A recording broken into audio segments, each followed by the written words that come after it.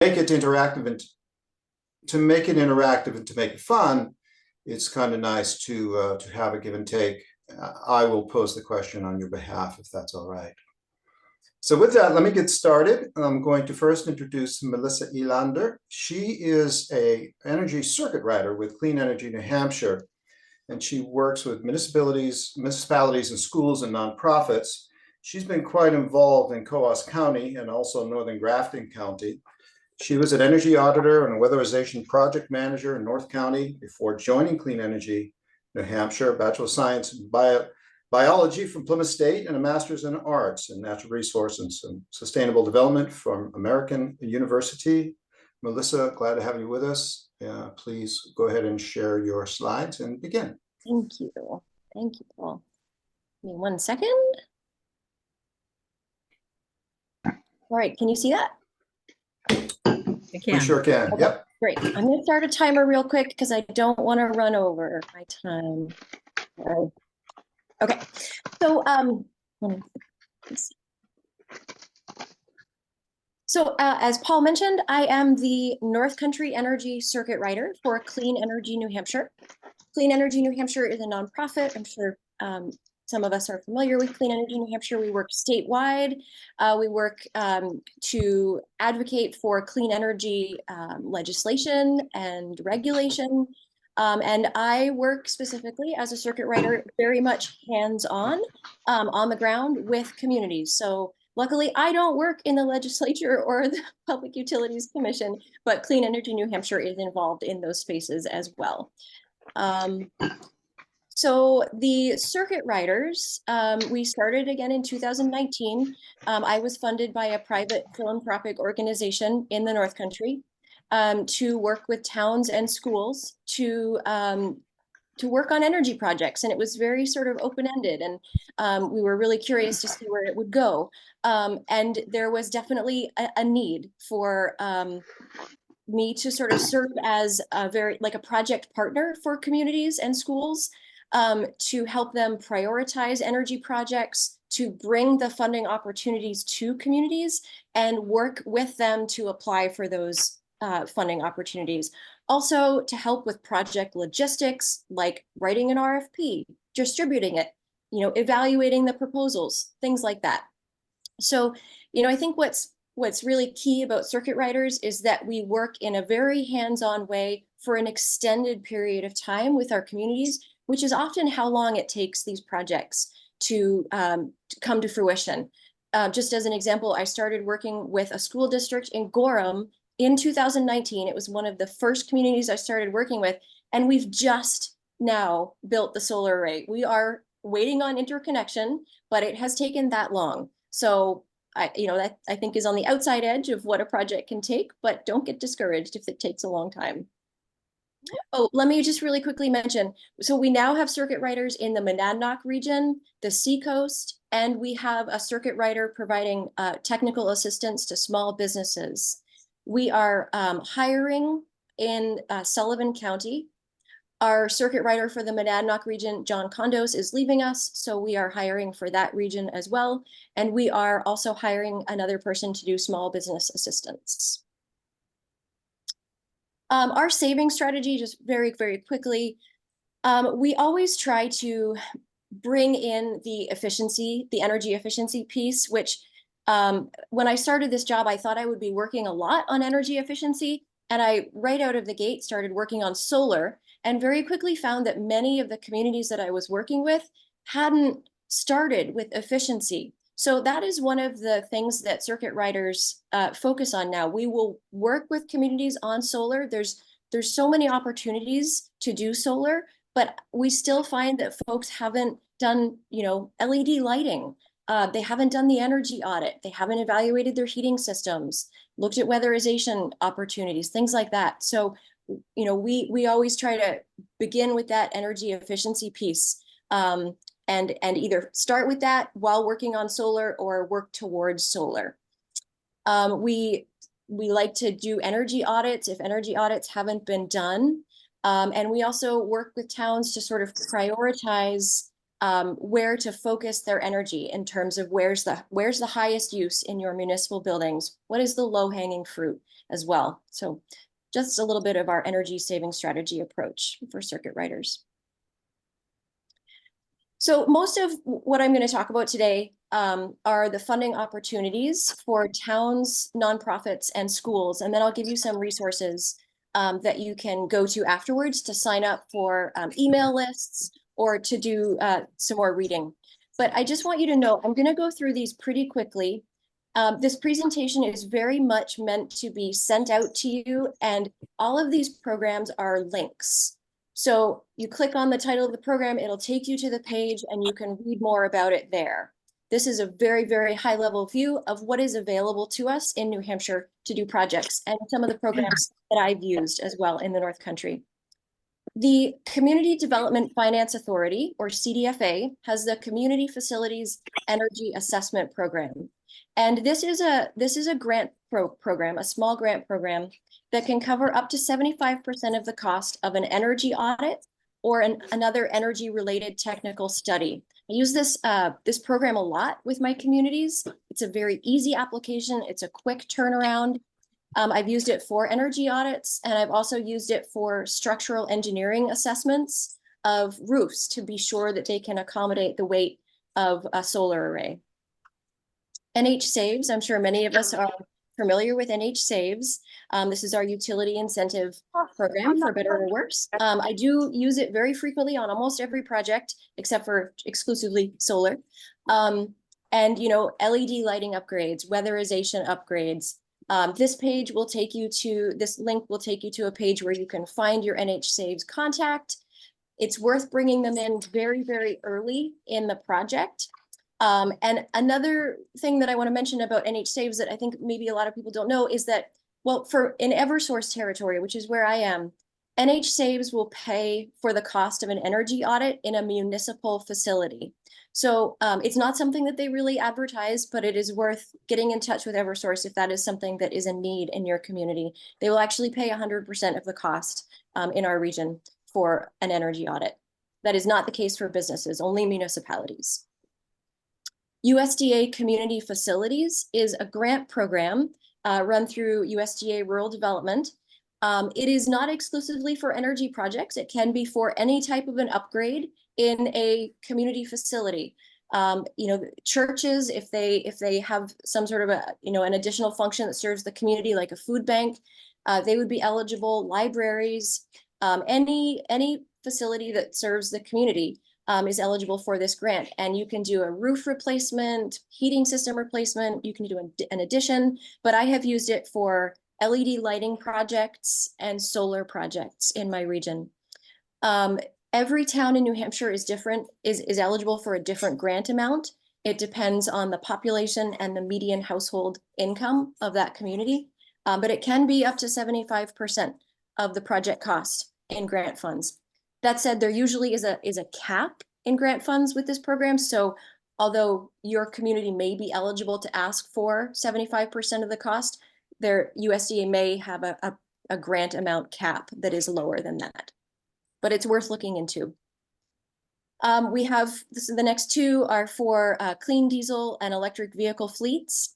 The DES New Hampshire Clean Diesel Grant is for the transition of fleets to clean diesel or electric.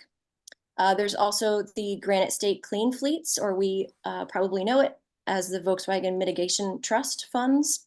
And also this is to, in general, reduce emissions from diesel vehicles and equipment by replacing them with electric alternatives and electric equipment, as well as new diesel models. Elective pay, I'm not going to go into elective pay, but it's very exciting. Nora's going to talk about it in detail next. It's a very exciting new incentive mechanism for entities that have previously been have been unable to access tax incentives because they don't have the tax liability, like towns, schools, nonprofits, can now access those tax incentives that individuals and businesses have been able to access. The New Hampshire DE, this is still continued for New Hampshire municipalities and nonprofits. New Hampshire DES Clean Water State Revolving Fund. This is an amazing program. If your community wastewater treatment facility or drinking water treatment facility might be in need of an energy audit or upgrades, efficiency upgrades, definitely connect with this program. They offer one path for wastewater and one for drinking water, but they can help with an energy audit, often covering 100% of the cost of the energy audit. And then they also have funds to help with the efficiency upgrades as well. And it's a very, very well run program. The New Hampshire Department of Energy Commercial and Industrial Solar Incentive Program. This has been around for a few years. We may be aware of this program. It is up to, for solar projects and solar thermal, solar electric and solar thermal. For solar electric, it's up to 500 kilowatts AC are eligible for this incentive. And I think it's 20 cents per watt with a cap of $10,000. I believe that's where that incentive is now. So it's not a lot of money, but you know, anything helps with these solar projects. The New Hampshire Department of Energy is going to be launching a small municipal solar grant program soon, hopefully. This is a really exciting program, really designed for our small municipal facilities. It is going to prioritize solar arrays that are 60 kilowatts or less, and there will be grant funding. We don't know the details yet. Some initial information has been released, but let's wait for the final details to come out. But keep your eyes open for this one, because your municipality could put, for example, 20 kilowatts on your town hall and 20 kilowatts on your fire station and 20 on your library. And that would be eligible for grant funding under this program. I think the state is going to have $1.6 million total. So it is going to be competitive, but do keep your eye open for this program. The Energy Efficiency and Conservation Block Grant Program is not a new program, but it has received quite a bit of new funding. It's a little bit of a confusing program.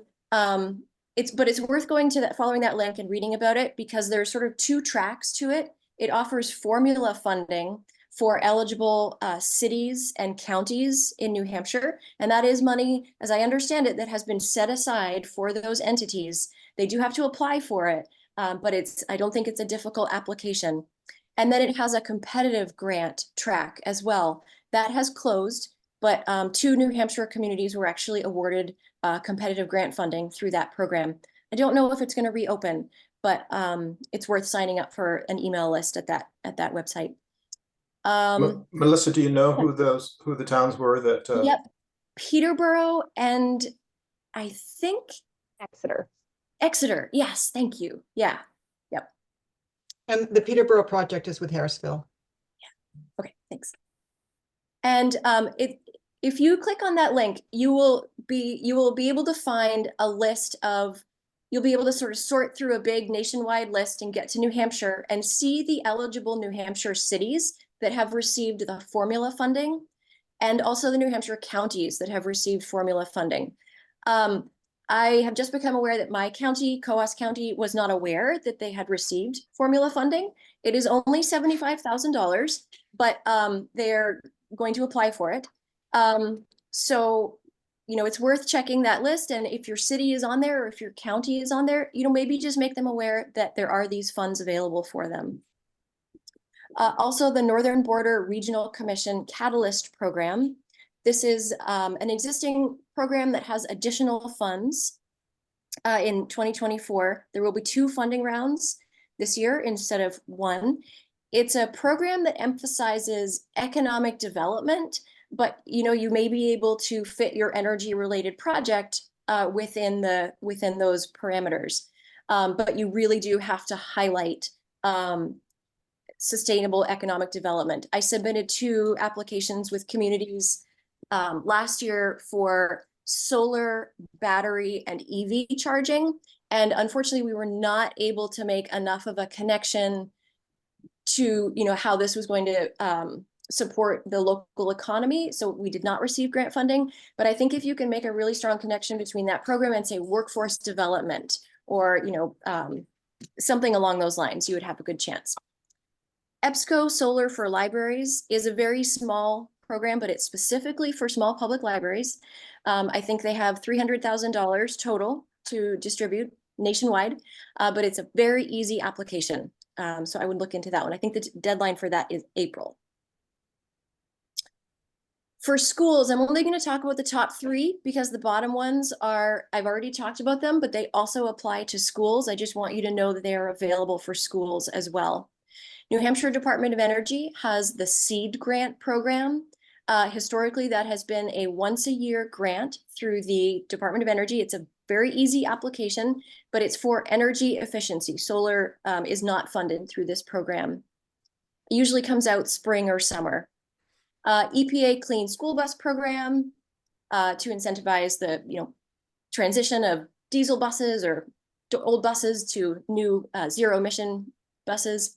And Renew America Schools is a very, very big program through the infrastructure legislation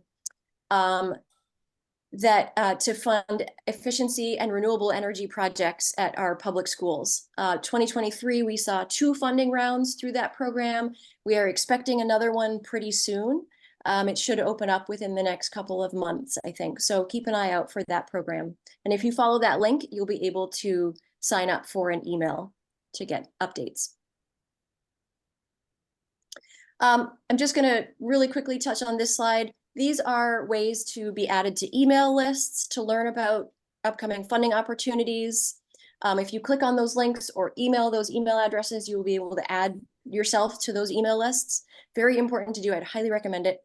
And the bottom 2 links are just resources that I think are amazing for funding opportunities. North Country Council has created this really comprehensive library of funding opportunities, not just for energy. Energy is just one part. Maybe, broadband is what your municipality wants to work on. That's on there as well. So you can find a ton of resources there.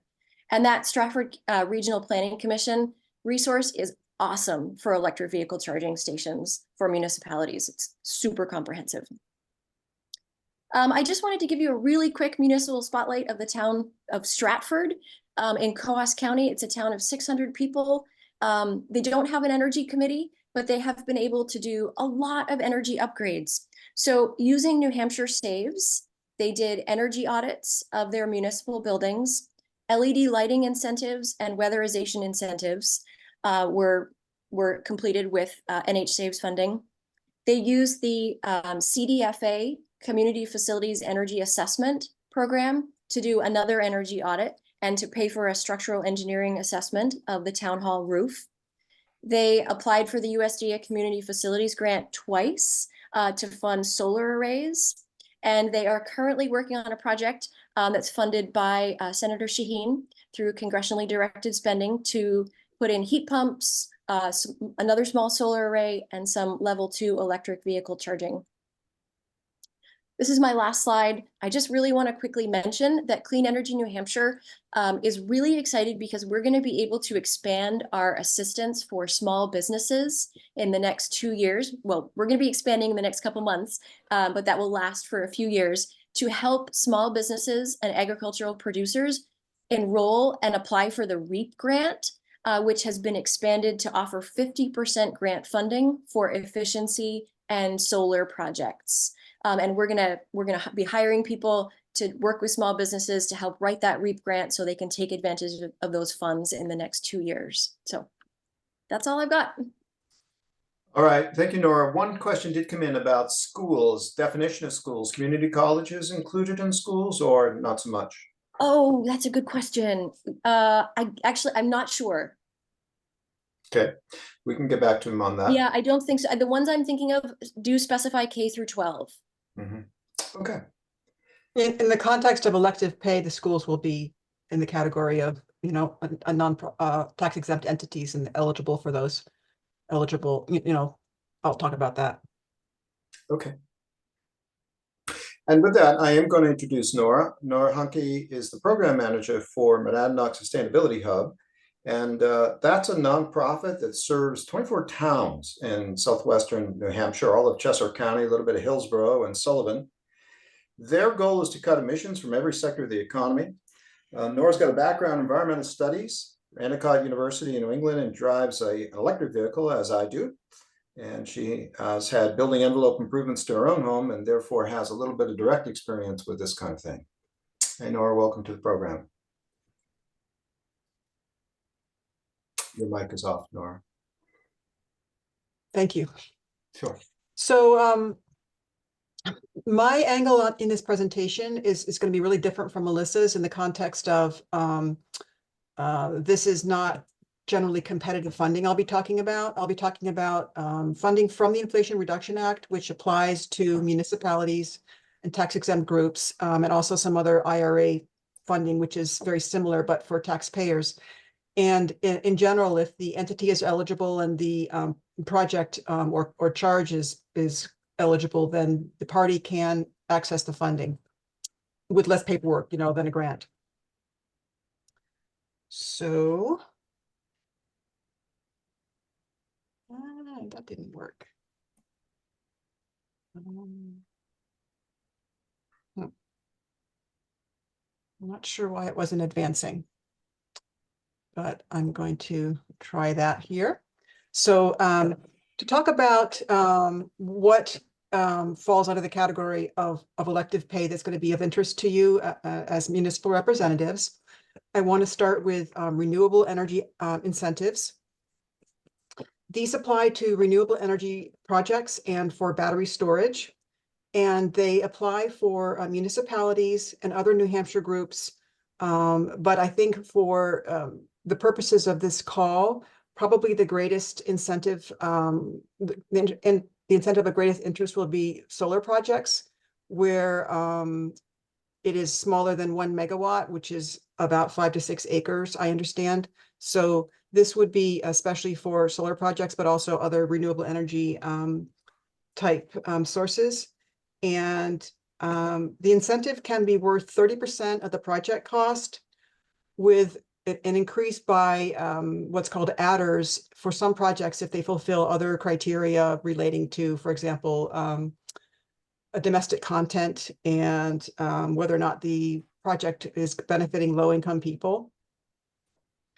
So again, same as in Melissa's presentation, these are a lot of clickable links for you that can get you more information about whatever's of interest to you. Pardon me. And in the case of the renewable energy incentives, generally a municipality would be having a project that was under 1 megawatt in size, and you would be wanting to take a 30% credit for the cost of the project, the actual building of the project. But for larger projects, it may be make better financial sense to claim a credit for the amount of production, which would be an annual application. And the incentive is in the form of a tax credit for businesses, but for tax exempt entities, it's in the form of elective pay. And this is also sometimes called direct pay. This is a mechanism that the IRS has developed, which offers tax credit incentives in the form of a cash repayment to groups that are otherwise tax exempt and wouldn't normally file a return with the IRS. The entities that can participate in elective pay include local government agencies, towns and cities, counties, also nonprofits, schools, churches. To participate in elective pay, as well as being an eligible entity, you also want to make sure that your project is eligible. And once the project has been put into production, or you've paid the money and it's launched, then you need to submit a registration in order to get a number that you'll need for your filing. And the filing is a single form, which is filed electronically. And you would do that according to the schedule of the IRS and your businesses or organization's tax year. In addition to the renewable energy and battery incentives, there's also incentives relating to electric vehicles. And they come in the form both of purchase of a new electric vehicle from a qualified manufacturer and also support for putting in chargers. The incentive that is applicable to tax exempt groups and businesses is called the Commercial Clean Vehicle Credit. If you do have a background in understanding about the taxpayer incentives, which I will discuss later in this presentation, the criteria are a little bit different for the commercial clean vehicle credit. And one thing to understand about that is that the number of vehicles, the types of vehicles that are eligible is much wider. Basically, the vehicle has to be produced by a qualified manufacturer. Pretty much all the EV manufacturers are eligible, or qualified manufacturers. But they and the amount of the incentive, it relates to the weight of the vehicle. So typical passenger cars and light trucks might be under 14,000, and then you might get up to 7,500 as an incentive for that. But there's a smaller incentive amount for plug-in hybrids. For electric transit vans, buses, school buses, trucks that are heavier than 14,000 pounds, the amount of the credit can be up to $40,000. And EV charging equipment is sometimes included as part of the purchase cost of a new electric vehicle. But for instances where that's not the case, a small fleet, like, a police department that's putting in maybe 1 or 2 EV chargers for a small number of electric vehicles that they're purchasing, it would probably cost, possibly under $1,000, depending on the current electrical setup and the panel size of that police department. But and they can get 6% back up to $100,000. But it does depend on meeting again different criteria than for the personal electric vehicle incentive, which would be based on meeting these criteria called PWA. That stands for prevailing wages and apprenticeship. So the people putting the EV charging equipment in would have to be getting a fair wage, and a certain number of apprenticeship hours have to be part of the work for the project, and that would earn you up to 30% credit. And I did want you to know that there are municipalities throughout the state, as well as businesses, that are beginning to add electric vehicles to their fleet, converting from gas and diesel vehicles. And these include police departments, schools, and some towns' facilities. So quite a good array of different EV makes and models are out there now. These include Ford F-150 Lightnings, as is the vehicle pictured, and that with the police chief of Claremont with his dog. And also Tesla's passenger vehicles. Someone's meowing. And in the case of Nashua, a couple other different vehicles are now deployed for municipal purposes. I wanted to mention that in the case of the school buses, the ones that will be coming to New Hampshire probably this year, they're not currently moving students yet, are results from the 2022 Environmental Protection Agency Clean School Bus Awards. But this is an example of a kind of project where you can stack incentives, and most likely these vehicles will be eligible for the commercial clean vehicle credit on top of the grant awards. So there are, in addition to the tax-exempt entity, renewable energy and electric vehicle credits, also some important IRA incentives for energy improvements applicable to homeowners and renters. And I didn't know how much people on this call were familiar with these incentives, so I wanted to highlight it for you. And again, these are clickable links. At the moment, we have tax credits available in the categories of energy efficiency and renewable energy, as well as battery storage. But we expect from the fall that there will be 2 different new rebate programs available, which will go through September of 2031. The names of those 2 programs that have not rolled out yet are HERA and HOMES. One of them has an exclusion of people with high income. That's defined as people making more than 150% of what's called area median income. We don't currently know which metric the IRS is going to use for determining area median income, but people can look up what is area median income according to, I believe, census tracts, and see where they fall if they are interested to know what might be coming down the pipe for them.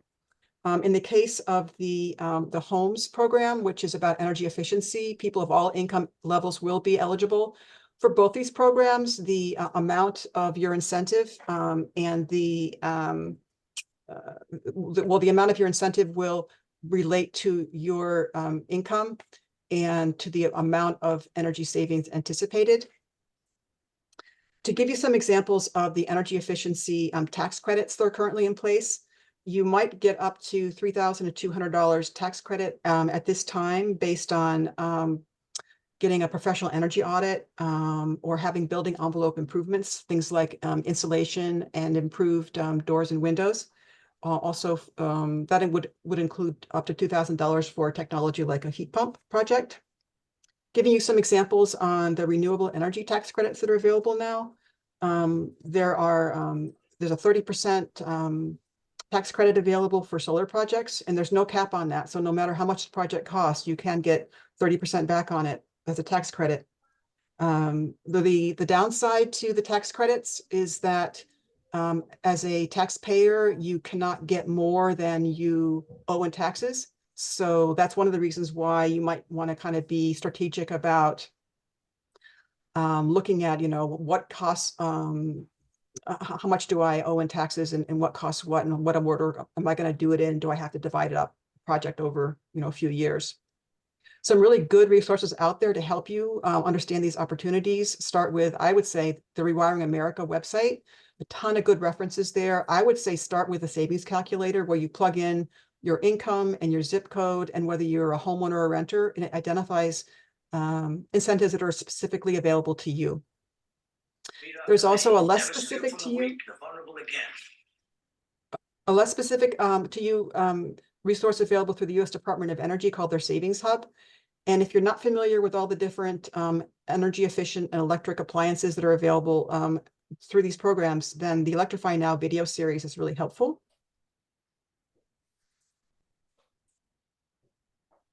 In addition to the homeowner and renter incentives that relate to energy efficiency electrification, there's also EV incentives. As I mentioned before, for taxpayers, these are a little bit different than for businesses and tax exempt entities. In the case of taxpayers, we're thinking of vehicles that weigh less than 14,000 pounds.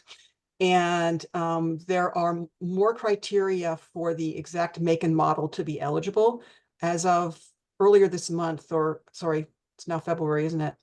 As of last month, there were about 19 different makes and models that were for sale as new electric vehicles or plug-in hybrids that were eligible for these tax incentives.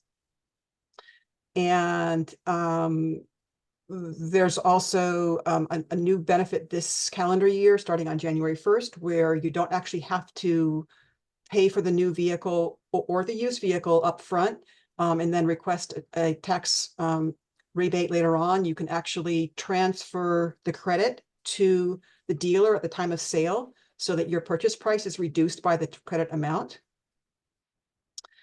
There's also eligibility for, I mentioned, used vehicles as well. And in the case of used vehicles, the limitation that's applicable and to be aware of is that it has to be purchased from a dealer and the price can't be more than $25,000. So a private sale would not be eligible for the used EV credit. There are some buyer income specifics. So if you are purchasing a new vehicle and you are a tax credit who's filing singly, you are eligible if you make up to $150,000. If you're filing as head of household, up to $225,000, or if you are a couple filing jointly, up to $300,000. The figures are cut in half for the used vehicle credit. And one of the nonprofits that's interested in helping people understand about EV incentives has produced a buyer checklist that's really helpful. And that's it for me. Thank you. Thank you, Nora. Thanks for going over that. A lot of great material there. I'd like to now introduce Elizabeth McKenna. I've known Elizabeth for some time now. She's part of Senator Shaheen's office. She's a liaison between community members and legislative staff and helps the senator with legislative and appropriation priorities. She's covers several policy areas, including environmental, energy, agriculture, and health. Over the past 4 years, has served in the senator's office in multiple roles, previously working in higher education. She's got a Bachelor of Arts in Political Science from Catholic University. Hi, Elizabeth. Welcome to the program. Thank you. Hopefully you can all see my screen. Yep, we can. Great. Okay. So still loading on my end.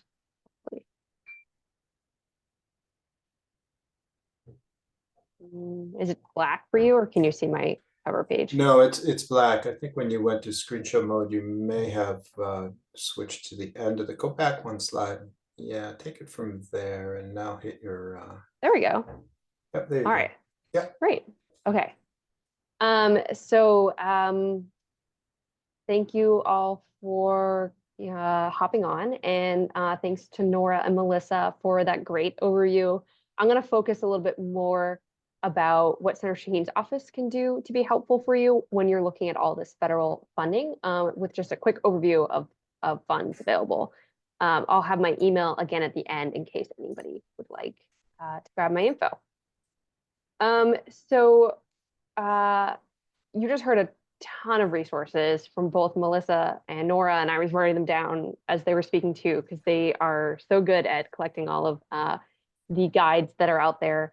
Here are a few from the federal side of things. Key websites to know about is grants.gov, sam.gov. These are the ones that you'll use when you're applying for a grant.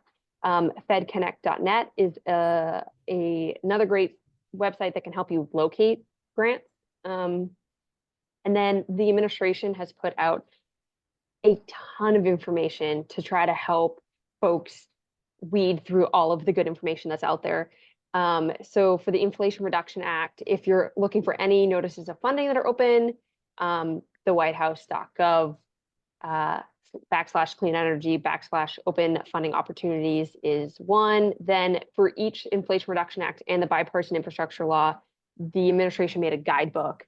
It's a large PDF document that can help you, you can search the document just using the find tool for what you might be looking for. And then you'll find every program that is written in the law that's available that you can look through those as well. So there's the notice of funding and the guidebook for both IRA and the bipartisan infrastructure law. And then we often hear, very often hear, that we still need more technical assistance. There's so much information out there. We want to apply for these. I don't know how. So then the White House made a technical assistance guidebook. And this is a large PDF document that tells you every single technical assistance opportunity that is out there. So let's just say, for example, you're looking at an EPA program. You can open this guidebook, search EPA, find the program, or who the technical assistance office is at the EPA. You can reach out to them and get assistance with applying for your grant. Huge opportunity that I don't know that enough people know about. So that's a great resource. And then, of course, already been mentioned, I always remind people, especially in our area, double check the Northern Border Regional Commission, double check the USDA Rural Development.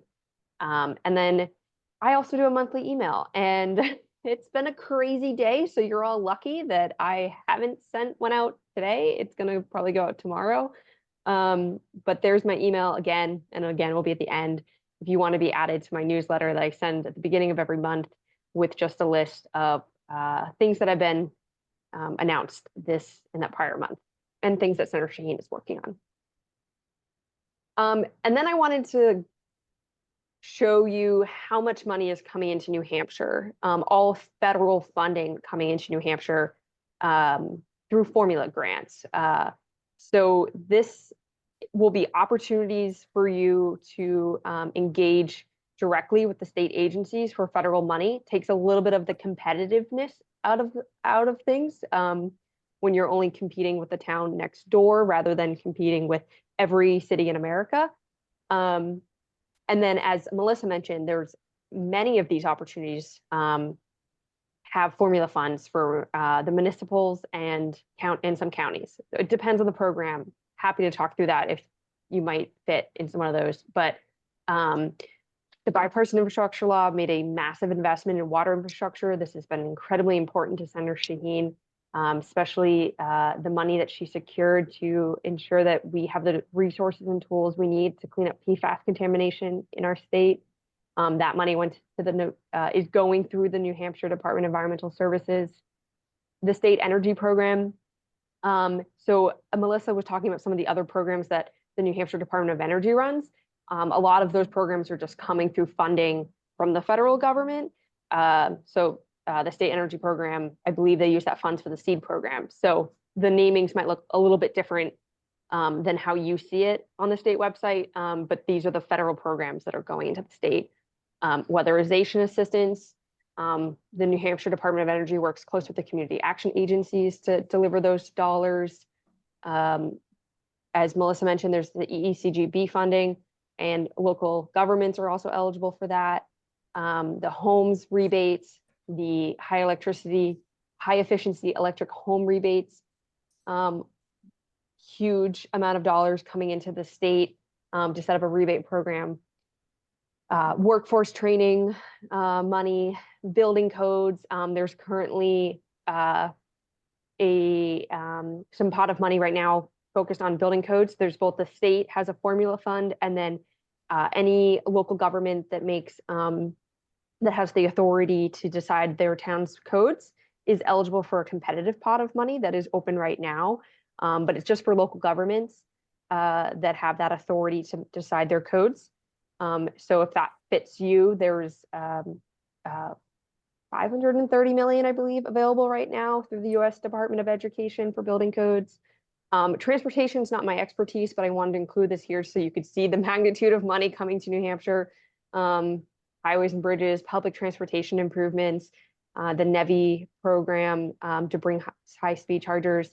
And then before, if anybody remembers, before we passed the bipartisan infrastructure law, the Inflation Reduction Act, the CHIPS and Science Act, the Bipartisan Savers Community Act, all of these large investments that President Biden made, we passed the American Rescue Plan at the beginning of his administration, which delivered $994.5 million to the state of New Hampshire in very flexible funds.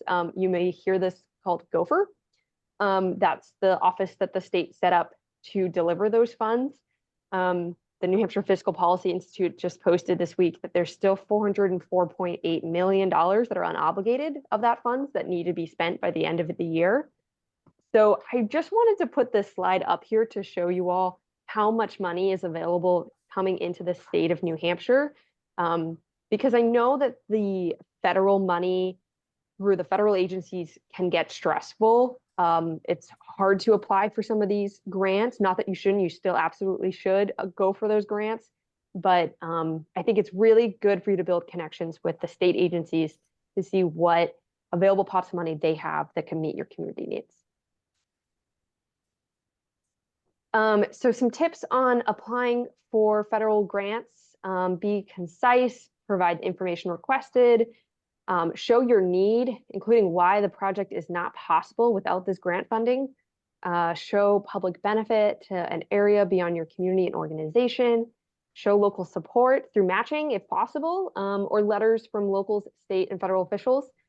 This is something that we can do if you are applying for a grant through one of the federal agencies.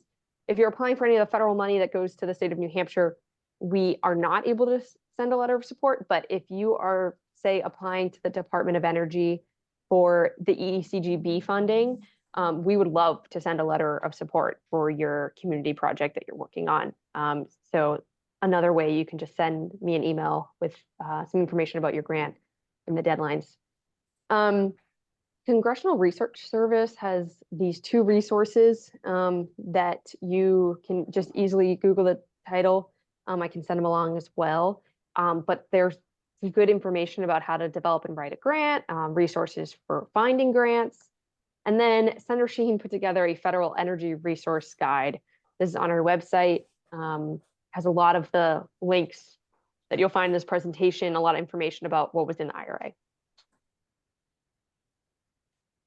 So a little bit again about how we can help. I am no Melissa, and I can't replace the circuit rider program that is so amazing and has been the biggest benefit to New Hampshire. Senator Shaheen actually introduced a bill to expand the circuit rider program nationally because she's such a big fan of it. But I am just somebody with a lot of knowledge about federal programs.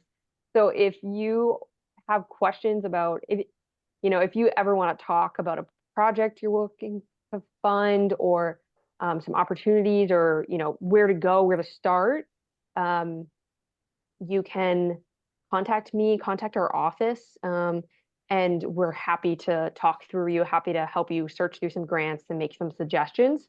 I can't help you apply for any of the grants, but I can help point you in different directions.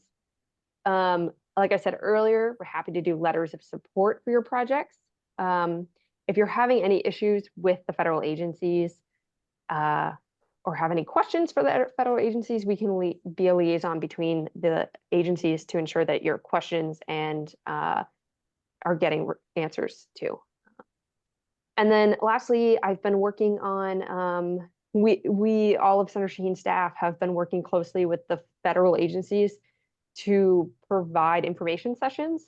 So we've done quite a few webinars through the New Hampshire Center of Nonprofits, through the New Hampshire Municipal Association, with New Hampshire MEP about Build America, Buy America. So maybe if you reach out, I will have a webinar already on it I can send you that might be helpful. If you visit Senator Shaheen's website, this is just a screen grab of her website, and you click services, there's a whole page about grants and how we can be helpful, and links to how to find grants. And then I was asked to talk a little bit about the Justice 40 initiative. This is a huge policy priority for President Biden to ensure that 40% of all federal investments in green energy and pollution goes to disadvantaged communities. So there's more than 500 federal programs available under the Justice 40 initiative. There are a number of communities in New Hampshire that qualify under Justice 40. Each program is a little bit different and has a little bit criteria that they're looking for. So if this might be one of your communities, or you have questions, or you want to think about how to write your grant to why the Justice 40 funding would be, it's not like there's one pot of money for Justice 40. It's like any grant that you want to apply for, there'll be a Justice 40 lens within that funding. So if you can think of and use some resources and data available about how your community fits into that Justice 40, you're definitely making a good case for funding. So just wanted to keep that in mind. So as you're looking. Elizabeth, to know, just a question here, to know whether or not your community fits into that category, you would use that tool that you just referenced? Yeah, sorry, I totally glanced right over that tool. The Climate and Economic Justice Screening tool, I have been on it a couple times. It's helpful and also a little confusing, I'm not gonna lie to you. But you can look, but it's good if you go and you click on your town and it will give you the data about your town. And I think that information is helpful maybe when you're applying for grants. So this is a screen grab of Concord. That blue section of Concord has a disadvantage track, and if it was open a little bit larger, it would tell us what the disadvantage track is. Like I know, for example, I was just looking at the town of Hampton. Their disadvantage track is that they're high risk for flooding. So if there was a FEMA grant about flooding, that would really benefit the town of Hampton in writing that into their grant. So it's just another tool to use. So one of the most important roles of Senator Shaheen finds of her duties in Congress is through appropriations. Senator Shaheen is a senior member of the Appropriations Committee. The Appropriations Committee, if you do not know, is the committee in Congress that funds the government, that does the federal budget every year. Most members on both sides of the aisle participate in congressionally directed spending. formerly known as earmarks, and Senator Shaheen will gladly call them an earmark. So this process looks like Melissa gave a good example at the top about the town of Stratford, who applied to Senator Shaheen for funding for some solar panels. We have a larger webinar that can talk just about congressionally directed spending, so I don't want to take up too much time about that, but this is another pot of funding that is available through Senator Shaheen's office. And the most important thing to know about it, though, is that it is tied with the budget. So what happens is we're getting sort of ready, we don't know yet when FY25 will open. So funding for the fiscal year of 2025, sometime late winter, early spring, when we get the president's budget, we will also open applications in our office for congressionally directed spending to go in next year's budget. The way it works is you apply to our office. We vet all of the projects very thoroughly to make sure that they meet the guidelines that the Appropriations Committee sets out. We send the eligible projects to the committee. The committee then selects which projects they're able to fund, and they write them into the bill. So you would be a part of the appropriations bill. So if you've been following the news, you know that FY24, we're still on a continuing resolution. So the FY24 bill has not passed yet, meaning these projects that we wrote in for FY24 have not been funded yet. So this is a great opportunity to apply for funding, but it's not a fast opportunity to apply for funding. So we try to make that clear to folks that it's not as competitive as applying for a national federal program. You're just applying to our office here in New Hampshire, but we don't have full control over when you're going to get that money in hand. So there is a little bit of lag between when you may apply and when you may receive the money.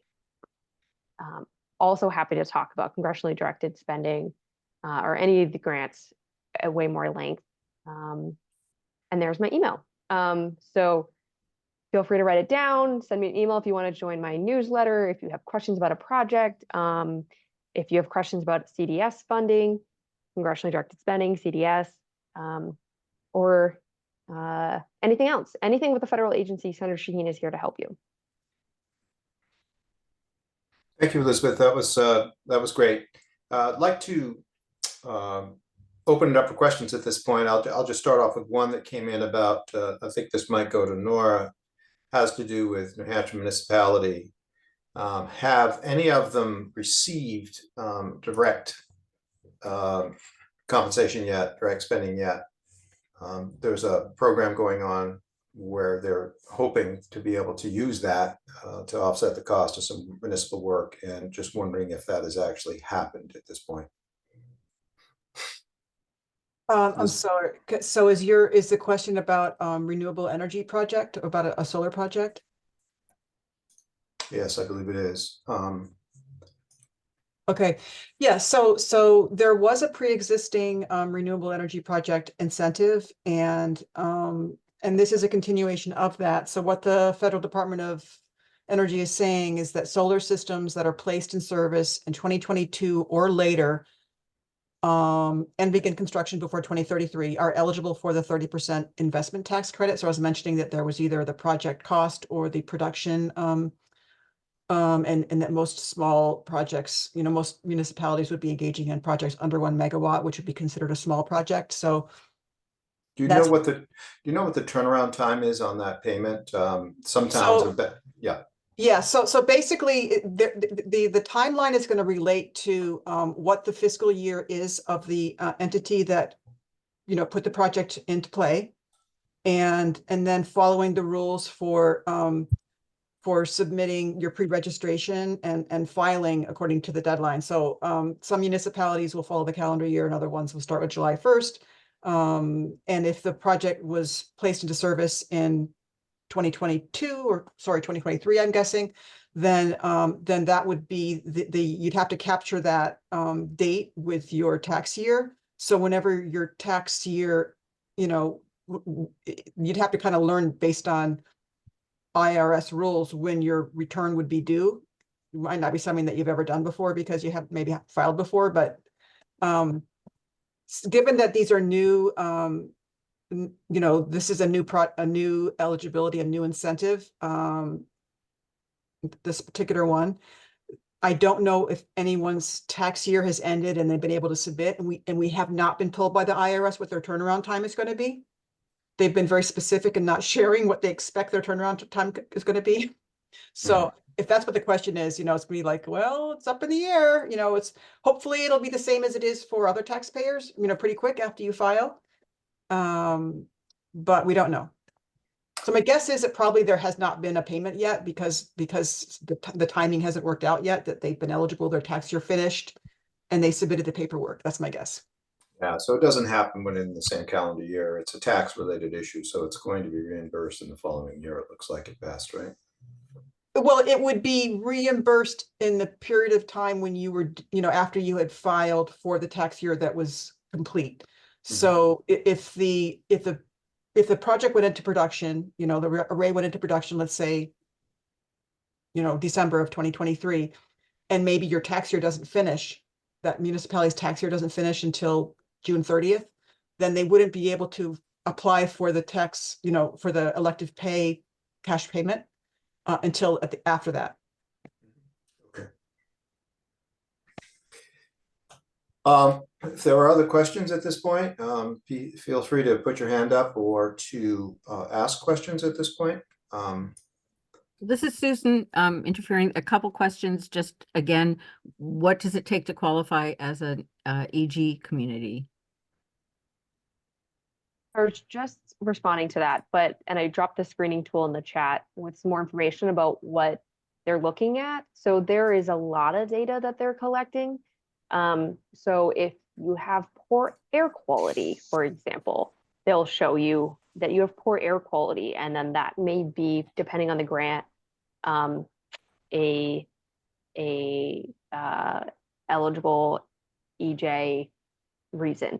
So it's not by population always. I mean, if you're in a rural town with a certain population, you are eligible for rural development funding. So it's not just census. There's a lot. There's health, there's environment, there's a lot of factors that they look at. There's many different ways to examine how your town or your space is disadvantaged for whatever the grant is that you're looking at. I would say if you have questions, please reach out. I'm happy to look at it in more greater detail for your situation.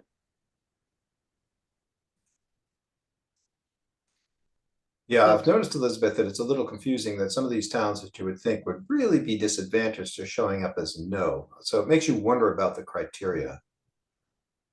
Yeah, and so this is why Senator Shaheen loves earmarks, because in New Hampshire, we don't look great sometimes on a census map. We don't have large populated, every town isn't largely populated to, change the income, medium income in a town. One person who's well off can skew an entire town. And so then the formula funds that come to New Hampshire, the census really matters.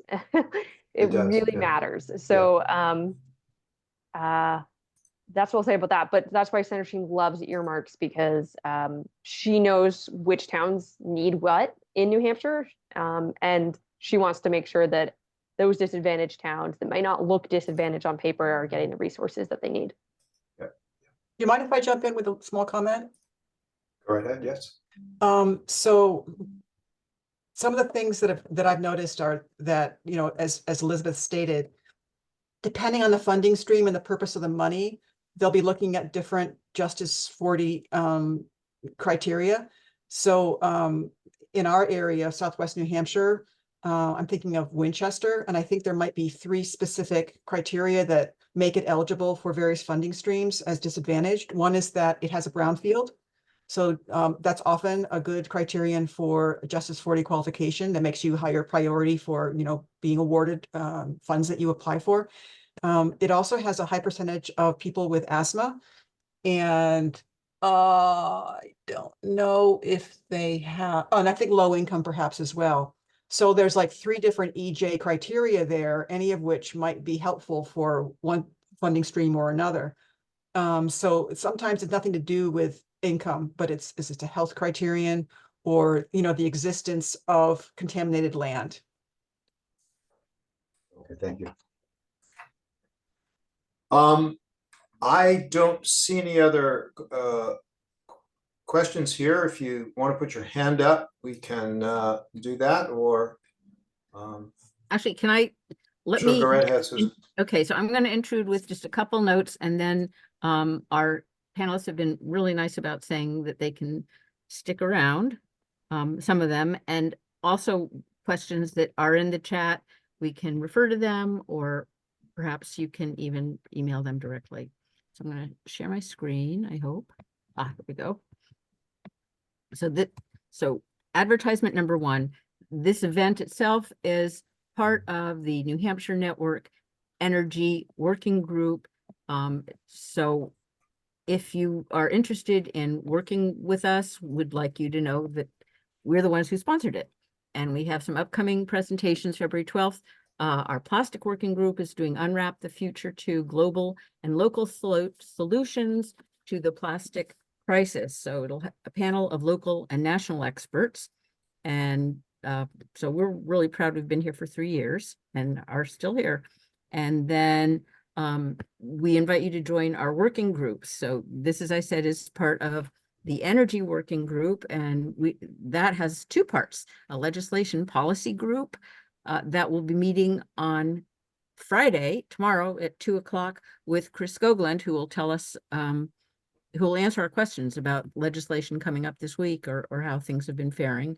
So that's a really informal but informative session. And then, Paul, have you decided when will the municipal energy committees a chance to meet and share accomplishments and worries and funding news? Do you have a time that you're going to want to meet that? Yeah, we're going to do that each month on a Wednesday at 3 p.m. The goal of this meeting is really to allow energy committees from different municipalities to work together. It's not exclusive. You don't have to be part of the energy committee, but there are many energy committees in our state, and we don't always know what each other is doing. And there's an opportunity for us to benefit from one another. And this is an opportunity to share best practices, find out what's going on, network, get to know one another, and hopefully push from a common point of view on the rope of energy and renewable policies in our state. And it was out of the initial meeting of that group that the fact that people wanted funding news prompted us to put together this webinar. So That's correct. Yeah. it's all one piece. Plastic, we'll meet again February 11th. They're on alternate Sundays. Climate, February 7th, first Wednesday of the month. And we've got a new environment group. We don't know yet what that date will be, but really exciting that we keep growing. We beg you to look at our legislative spreadsheet, and really easy to remember, newhampshirenetwork.org. And once you get there, you'll see bill action, and you can plan your testimony in time for Monday's legislative hearing. We usually have that ready for you by Saturday evening or Saturday afternoon even. And Clean Energy New Hampshire has been helping us continue to learn, and they have a special website, cleanenergy.org, NEM, net metering, to let you know net metering at the moment, the status is endangered. The PUC is going to make a decision for what the financial reimbursement will be, the credits for net metering. And if they set it low enough, that will kind of be the end of community power. So please look at cleanenergynewhampshire.org/NEM. And if you can get a letter on a special on official letterhead from your town, that has even more say than anything I would walk in and say. So please wield your power.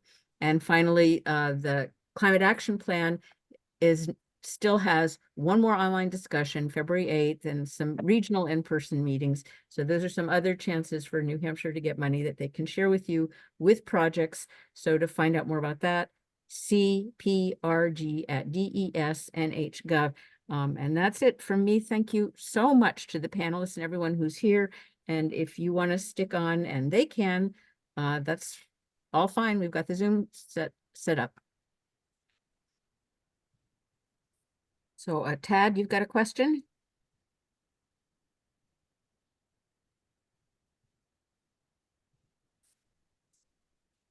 Yes, and I think I'm live.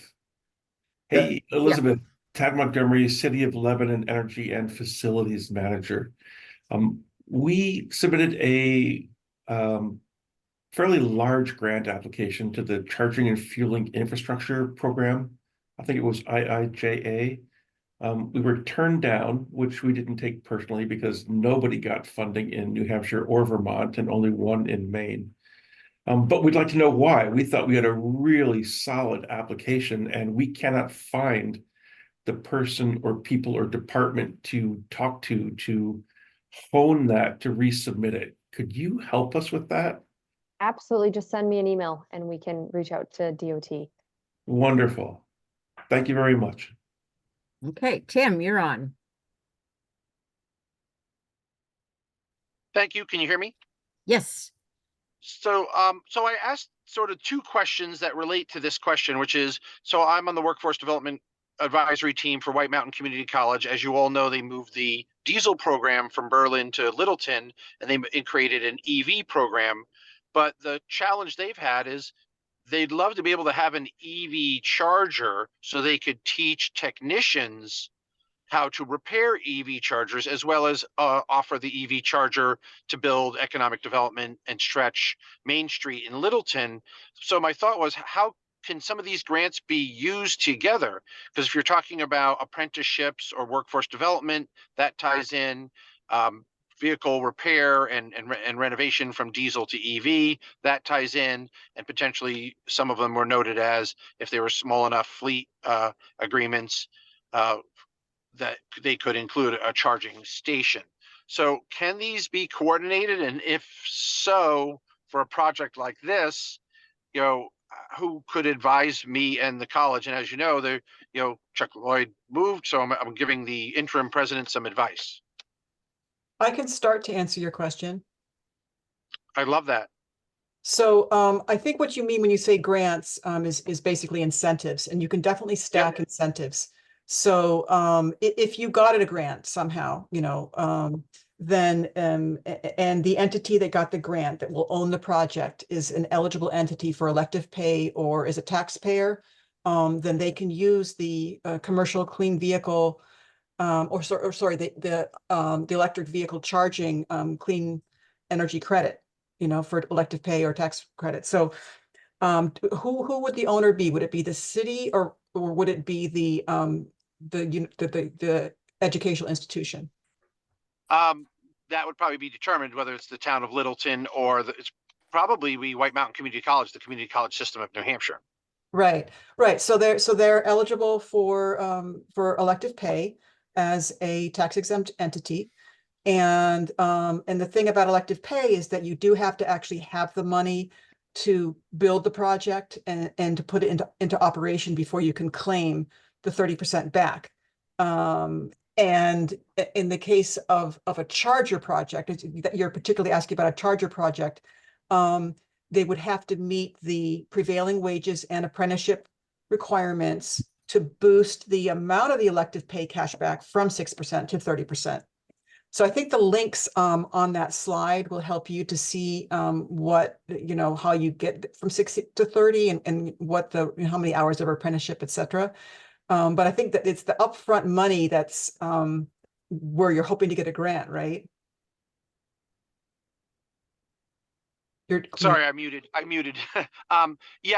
was actually helpful and we were successful in receiving a Electrify America grant to train the trainers. So we already have established a relationship of getting grants for their EV program. We worked with the College of St. Jerome in Canada and educated faculty at White Mountain on how to repair EV vehicles. Now they want to try and expand to EV charging stations and repairing them, because we know there's going to be a large amount of them rolling out. They're already rolled out, and it's a challenge for the energy companies to have technicians that have that experience. So the college thinks this could be a sort of a expand the niche program, repair vehicles, repair charging stations. So, but they have to have a charging station to be able to teach students how to repair it. I mean, unless someone else has a thought here, I mean, it's a question of, how does the school know how to get the money to build, to put the chargers in? And if that's considered to be pretty much an impossibility. And of course, the amount of money we're talking is much lower for level 2 chargers, even multiple ones, Right. than for a fast charger. So hopefully we're talking level 2 chargers, much more affordable. If you think that price for putting them in is out of the realm of possibility, and you find out, of course, by soliciting bids, from at least 3 different vendors, then another idea that comes to my mind is, I know that there's a solar company that works across northern New England that's very interested in building out electric vehicle charging, and they're developing some innovative funding strategies. And so I could offline connect you, give you their information to discuss if you wanted to. Yeah, I think you gave me your email, Nora. Did I mute myself? I can't tell. No, yeah. No, we can I'm do it. okay. Does anyone else have an informed response to how to get the money for the chargers in the first place for that school? Melissa's shaking her head no. Yeah, that's the challenge, and that's where we actually may end up having to partner with the town of Littleton.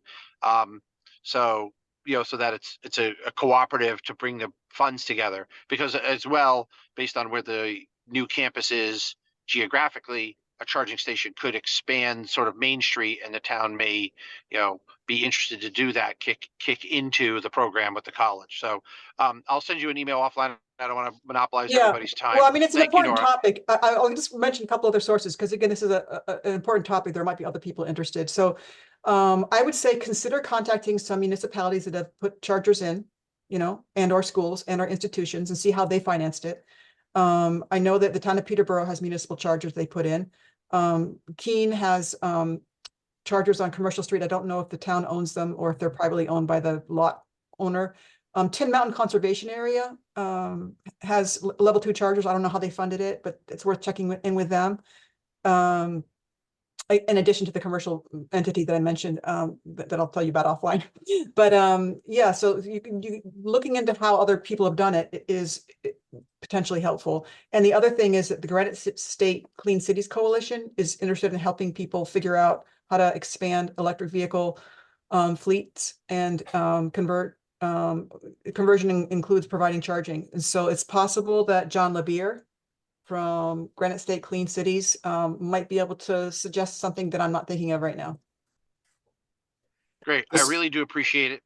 This did come up, Nora. Do you know if the municipality can collect revenue from the charging station to offset the cost? Do Yes. you know if that money does flow? It does flow. I don't think that has anything in terms of the charging credit through elective pay for tax exempt or businesses. I don't believe whether or not the entity is the owner is charging comes into it at all. And one of the big questions is, is this going to be networked or non-networked? So for a non-network charge, typically the meter, that's recording the amount of power going out is on the host's account. The host has to pay it. So it's sometimes would induce you to want to have this network, to be part of, ChargePoint or Volta or whatever, some kind of network, so that they would collect the money from the user and then they would pay you the bulk of it for you to pay your electricity bill. and so I there are funding streams where that I've been investigating that are new, something called USDA RESP, Rural Energy Savings Program, where who pays and how they pay does matter, but that's kind of unique. And in general, for this incentive through elective pay, it doesn't matter. The eligibility pertains to the owner of the project. Okay, thanks. I don't This know. was all great information. Thank you. I don't know who's reading the chat and who isn't, but a lot of people asked about, well, is there a circuit rider in my county? And so Melissa said, check the Clean Energy New Hampshire website. Currently, COAS, Monadnock, and Seacoast has them. They're hiring for Sullivan, but they also have Gabe and Sarah Brock that are kind of covering the whole of New Hampshire for the time being, and they're hiring. I hope I said that right. Chime in, Melissa, if you need to correct me. Yeah, and that was perfect. Gabe just focuses on businesses. Okay. And we do hope to hire circuit riders for every county, but we do rely on grants. So when we find a grant that we can apply for to hire a circuit rider, we do that. But And question about EV chargers in state parks. Can any of these programs help deploy level 3 chargers at state highway rest areas and level 2 and 3 chargers at state parks? I mean, I think in terms of elective pay, these are, you know, eligible government entities, right? So if the owner of the installation is the state, through the state park system, then they would just have to find the money to, or figure out how to get, you know, the project built. And then they would be able to apply for the funding, and most likely, you know, level 2 chargers are a lot less expensive than level 3 chargers. So at a state park where people are going to be spending probably a few hours, you know, multiple level 2 charges is way more beneficial to the community than having one single level 3 charger that hardly anyone's going to be able to afford. So, you know, I would just put it in those terms. I know that like the town of Peterborough just put in a single EV charger for their lightning, you know, they're using for the water facilities. And that cost 2,500, and it was more than I expected, but that's because the installer ran a whole new line in order to have the cord extend to just outside the barn, and allow for expansion in the future. And oftentimes it would be under $1,000 for one or two, you know, at level 2 chargers. So it can be a very low rate, but again, there's a slightly higher hurdle for 30% compared to the taxpayer credit, which is, you know, like the personal use charger where it's 30%. It's only 6% unless you meet the prevailing wages for the project and apprenticeship requirements. So yeah, I mean, those state projects are totally eligible for elective pay. and also, John, check the I put a link in my presentation to the Stratford Regional Planning Commission resource guide for electric vehicle charging. There are programs listed that you could keep your eye on for sure. DES programs may be applicable. The NEVI program may be applicable. So, and they're listed there, and there's more information. Unfortunately, Terrific. the DES did not win their application for CFI funding. No, I know that, but they were offering charging infrastructure through the Right. one of their Other other mech- programs. Yeah. Other mechanisms, yeah. Thanks so much. New Hampshire is a level 3 charging desert north of Concord for non-Tesla owners. Hilton. and- Hilton? The mall, whatever that mall set of shops is, outlets, multiple functioning level 3 chargers. I'm thinking Tilton. about up Route 93. Tilton. Tilton. Okay, thank you. Well, everyone that hung on, thank you, presenters. I can't thank you enough. The beautiful work you put into getting it all out for us in that record amount of time. There's more information on the chat, and we'll have the slides for you and any other PowerPoints that have been shared with us, and the chat itself. And I think that's it. And thank you so much, Paul, for hosting, and come join us for the Energy Working Group. And Paul will be running the sessions on community energy committees. Thanks, Susan. Yeah. Thank you, Elizabeth, Nora, and Melissa. Thank you, everybody. Thank you. Bye now. Well,